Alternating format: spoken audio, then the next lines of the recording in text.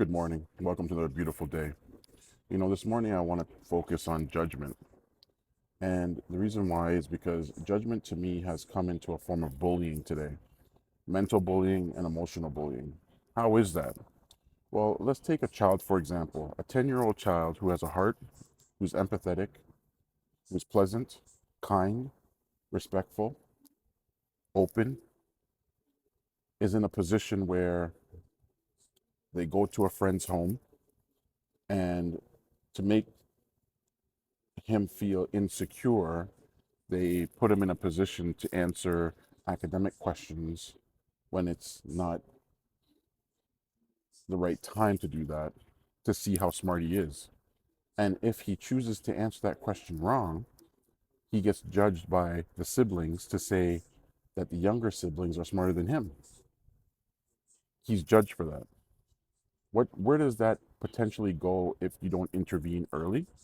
That's going to go to having poor self-esteem, feeling inferior to them, feeling insecure around them, feeling overwhelming with second guessing oneself, and not feeling good about oneself if we don't intervene. The next example is an individual who is once again driven, determined, willing to take chances, makes mistakes but gets back up, may have gotten laid off from jobs, fired from jobs, but always found a way because they remain consistent and persistent, because they understand their dream, their goal, their ambition, their purpose.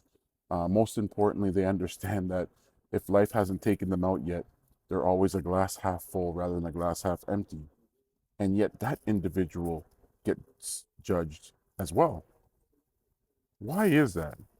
Because we live in a world today where people are intimidated by those who live what they say and do what they do in a way that is natural and it's not forced upon.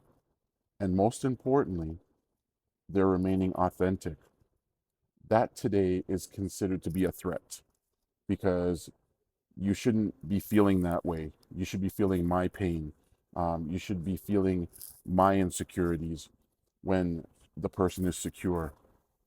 You see, this is the danger of judgment. Judgment has a way of showing its ugly head, but there's a way to quote unquote stop that. Number one, it starts with you. Number two, build a strong self awareness about you.